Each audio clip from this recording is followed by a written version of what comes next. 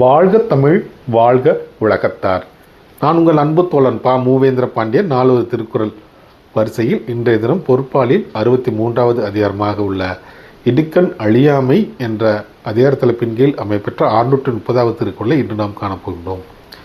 இடுக்கண் அழியாமை என்பதற்கு துன்பம் கண்டு கலங்காமை என்ற பொருளில் இந்த அதிகாரத்தின் தலைப்பு அமையப்பெற்றுள்ளது.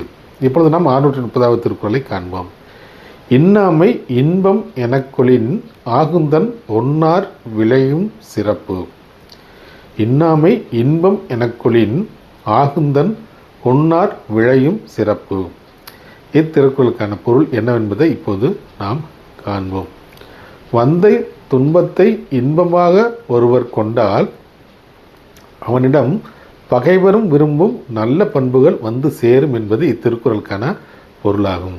மீண்டும் பொருள்: ஒருவன் வந்த துன்பத்தை இன்பமாக கொண்டு செயல்பட்டால் அவனிடம் பகைவரும் விரும்பும் நல்ல பண்புகள் வந்து சேரும் என்பது இத்திருக்குறளுக்கான முழு பொருளாகும். சுருக்கமாக சொல்லப்போனால், துன்பத்தை நாம் எப்போதும் இன்பமாக கொண்டால் வாழ்வில் எப்போதும் நமக்கு கவலை வந்து சேராது. நன்றி, வணக்கம்.